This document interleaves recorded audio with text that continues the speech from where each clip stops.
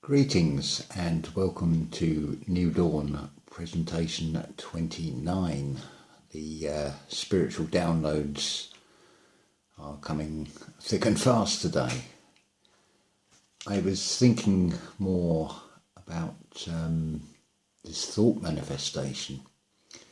I happened to be listening to another channel and what was said really resonated with me. And then I thought, well, I can't really share it because I could be responsible for planting an idea that manifests. That saying about being judged by our fruit, well, these are seeds that we plant in thought from these things. So this comes back to the going within. I need to really analyse myself. Now, has my feeling changed since I heard that about this particular thing, or is it has it implanted the idea and modified how I'm feeling about things? It's very much a case of not what is said, but what isn't said. This is the one thing that I'm finding with this spiritual journey, about this shutting your eyes to the outside world. And this is why I particularly like channels doing like I do, people just talking. And they're the sort of things you can really listen to because you can shut your eyes and shut out the distractions of the visual and concentrate on the actual message, which I think is wonderful. Something else occurred to me, and I think there is actually a saying, something on the lines of about clemency. You have these pleas for clemency. Well, that straight away suggests bowing to a greater authority. But if we look at what clemency is, it's C and then it's element and then you see Y. So you see L, ment. Ment is the mind. And then you see Y. Now, is that the Y chromosome or seeing the reason why, the reason why? To me, that is saying that is pointing to the creator inside us, in the mind, in the heavens, in the skull, the Golgotha. This, from the perspective I'm seeing this reality and what it's all about, is very much like a detective game. It is almost like running blindfolded over hurdles. And as you make the mistakes, as you trip over those first hurdles, you begin to start working out patterns of maybe it's 14 footsteps between each hurdle. And as you start working things out and things come to you, this blindfold seems to, shall we say, fade with the sunlight, so your vision becomes clearer. And then you see things for what they are. I can see this in a perspective of many games. It's like a whodunit. It's like a detective story. But it's sort of the inverse, where the less you know, the better. The devil is always in the detail, and it is so easy to get lost in the detail with all of this. It's like one of these picture games where you have to find certain objects and things that are sort of concealed, like a candlestick on a bookcase or something, but it blends into the books, and it's so easy to then focus in on that detail and miss the bigger picture. But I think this bigger picture actually comes more from feeling than actual sight. These eyes are here to deceive, because it is showing you this illusory world, this illusory reality, and it is a reality. That is exactly what it is. It's a real, which means king's highway, eye tie. It's tying the third eye to just see that this is all there is, when there is far more. So it's just a few little thoughts there. Well, now, another thing I must mention, I did create that playlist for the Dispelling the Illusion series that Christina's done on the Dreaming One channel. And I also then sort of updated my playlist, so you can watch the whole New Dawn series so far. The first 15 videos are in one playlist, and then so I've split them into sort of 15-20 videos roughly. But also, if you want to have a bit of fun as well, this was pointed out to me, and yeah, I can laugh at myself. If you pull up the videos, particularly on a laptop screen, you can see all the little thumbnails of the videos. If you scroll through those, you can see the ever-changing size of the beard and how it gets longer, and then it's like, what was I thinking with its sort of combed that way, and it's sort of like bushing out and sort of going from looking like something out of ZZ Top to a raccoon under the throat. Yeah, I can laugh at myself, and why not? So we can have fun with all of this as well. So do feel free to have a laugh at that anyway, because I found it funny myself. But yeah, there's the playlists there. So it's far easier than thinking, what video did I get up to? You've got it all there in sort of easy sort of 10, 15, 20 video chunks.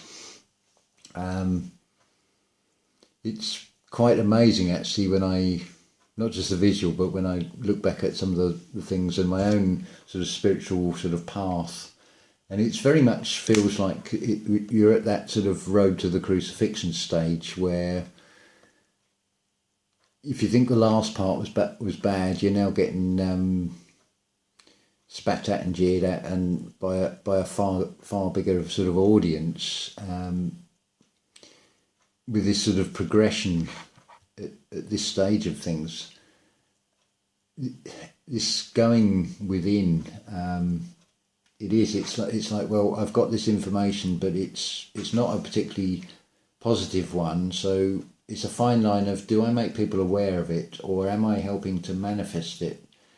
Then I've got to go within myself, and how's it making me feel? What am I to take from it? Am I supposed to emotionally react? Am I supposed to get a feeling from it? Is that feeling planting something? It's very much like this whole, it is planting seeds of thought. And I would personally picture, if you get a thought and you think, this is not good, is to actually visualize taking that seed back out and getting rid of it, or planting it in a nice neat row, keeping your garden in the mind tidy, and planting those seeds so you can recognize them and not pull them out thinking they're sort of bad thoughts or weeds, as it were, metaphorically speaking, and trying to create something beautiful, create a beautiful garden in the mind with these seeds of thought.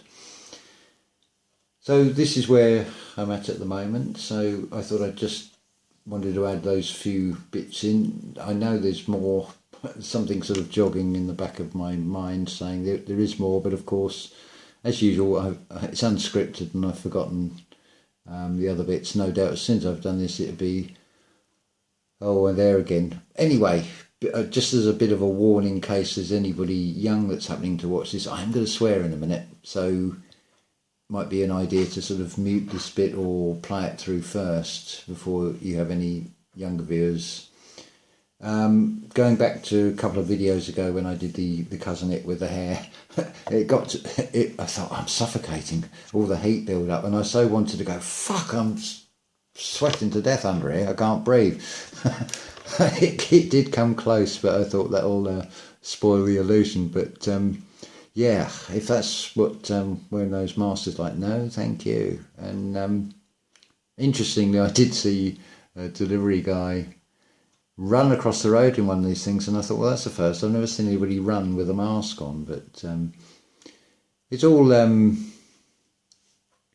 can be quite amusing if you take the observer perspective, because some of it is so crazy and so ridiculous, and what else can you do about it is laugh. But it is something else I was thinking of as well. It's just come back to me, this staying in your power. I think that's another term that needs to be explained, and staying in your power to me means that you are saying, I am not allowing certain aspects and certain feelings and certain storylines into my reality, into my universe. There is no space for those. The only space is the space that I create in the imagination, and these things don't fit into this universe. So all the sort of horror stories, and I'm not going to mention any one in particular, you already know what they are that's talked about, and the negative impact and feeling that comes from those, of that sort of impending doom. And it's not like that at all, it's quite the opposite. Everything is put in place to give the impression, but we're in this reality where everything is mirrors. If you think of the word Miranda laws, the Miranda laws, for example, I mean, you've basically got mirror and A being the alpha groupthink with a few at the top.